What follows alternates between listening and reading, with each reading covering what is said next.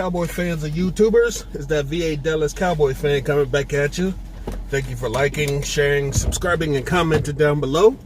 I make these videos for me and you, and they're a little therapeutic, you know. It's nice to get things out in the open, you know, talk about some stuff like the whole Tua Tagovailoa stuff. Yeah, he just created a lightning rod for himself and for Cowboys because, of course, it seems like every year there seems to be at least one person in the draft that says, hey, I want to be a Dallas Cowboy, knowing full well that they're going to be drafted long before the Cowboys get on the clock. So that surprises me not. But Tua, you know, everybody's going to say, hey, good, get rid of Dak and get Tua. That makes it perfect. When he's already said, you know, I'd like to sit behind Dak and learn from him, you know, before I do anything. But, you know, it could have been fluff. He could have been saying what everybody wants him to say. It is what it is. Ain't no way the Cowboys are going to give up the farm to go get him anyway. So, yeah, we can forget that. On to other news. We have the CBA. It was voted on by the owners, and they all said, well, it wasn't a unanimous vote, but they got the shares that they needed to have it approved to the NFLPA today. Now, the NFLPA more than likely is going to say no, because J.J. Watt himself has already come out and tweeted and said basically hell no to the new CBA. Some of the details people already know about with the 17th game, 3 preseason games, another team added to the playoff picture. Only the first round, the number 1 seed will get a bye. Let's see. They're gonna change the marijuana policy. Instead of being tested throughout the 4 months of all season, April to August, they're going to knock it down to just 2 weeks. There's going to be more increase to the pie for the players. They're talking about going up from 47% to at least 48.5%. So that's $5 billion of new revenue just going towards the players. Some of the downfalls is that it's going to change the franchise tag and the transition tag to only 1 tag. So as Jerry Jones is running the NFL's half of the negotiations, he knows full well what it's going to do to his own team. So, you know, it's going to put some onus on the Cowboys to do what they got to do. I'll talk about that in a minute. But, yeah, they're trying to do a lot for the players. Some stuff I haven't heard about is the benefits. How are the health benefits for the retired players and stuff going to be affected? I haven't heard anything about that.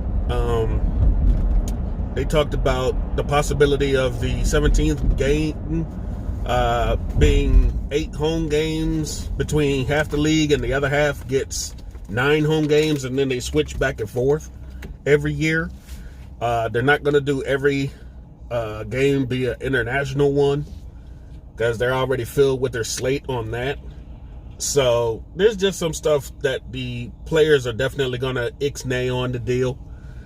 Even though a majority of the owners said yes, it wasn't unanimous. So some still are apprehensive.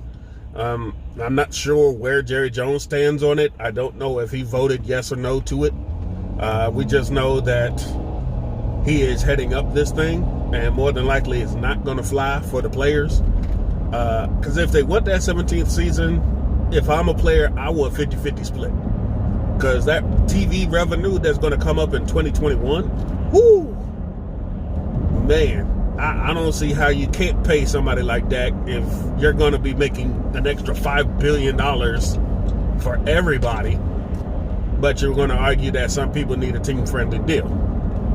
But I've already talked about that ad nauseum, and you've probably heard about that ad nauseum. Let's see.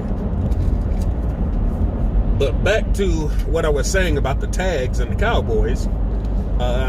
It seems that right now, if they had to play their cards, they can pay Dak and tag Coop and transition tag Byron Jones if need be.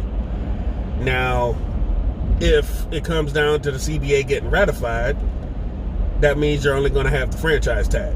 Now, with that means that's going to be even more power for Dak and his representatives, because now you're even more forced to get a deal done with Dak so you can franchise tag Coop and probably, pay something for Byron Jones if you go that route, because you're only going to have the one tag to play with instead of two. So in the end, you still got either one tag for 3 players or 2 tags for 3 players. If you can get it done where everybody stays, but somebody might have to go, unfortunately.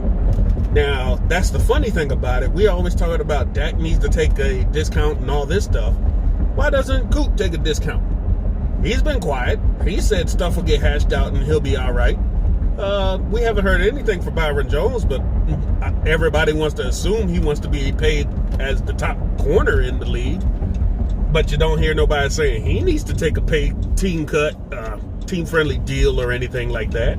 So I'm just trying to figure out, why the hate for only Dak and him not getting money. Emmitt Smith wasn't crying foul when how many people got paid last year? Jalen Smith, Lawrence, Zeke, Leo. All right, that's 4 guys who took up a piece of that pie last year that nobody was telling to take a team-friendly discount. And now you want to sit up here and tell the quarterback, the franchise of your team, that he needs to take one for everybody else. Well, nobody telling those guys they need to take one for the team. And we could have definitely could use some help on the D-line, so why doesn't Tank Lawrence take a deal? But that didn't happen, so y'all need to just go ahead and put that to rest, because ain't nobody going to come talking to Dak about taking no damn discount when he's earned it. You wanted a discount? 4 years, $2 million. And I think with bonuses and incentives, he got it up to 4. That's $4 million in 4 years.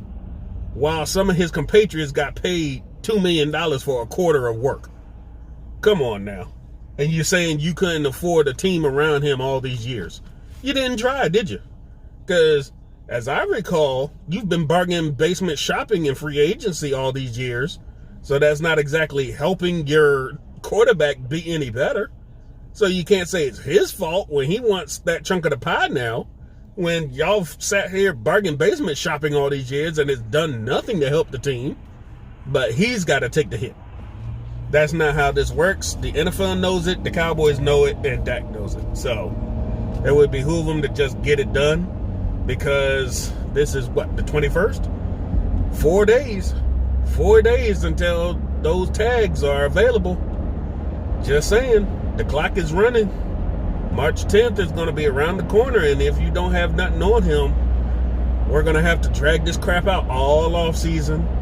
You're not going to have your franchise show up for OTAs and mini camps and stuff. So who are you going to get? Because Cooper Rush is out the door too. So unless Clayton Thornton, the only quarterback that you actually have on the contract on this roster, is going to be your starter next year, Mark McCarthy ain't going to want to run this team like that.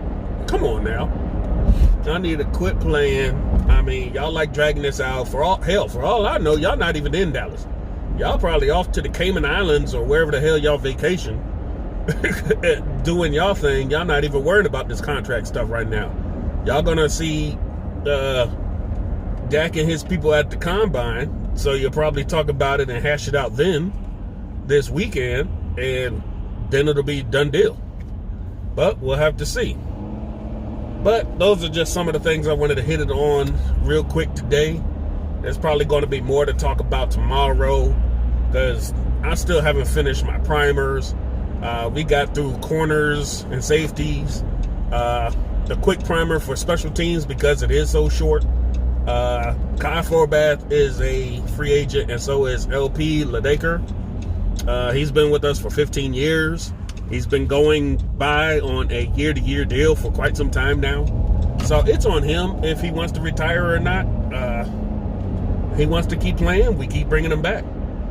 They've brought competition in for him, but it never seems to work out. So that's that. Chris Jones is still under contract, but his numbers have been in decline. Apparently, he had a groin injury and back injury last year. That's why his numbers look bad.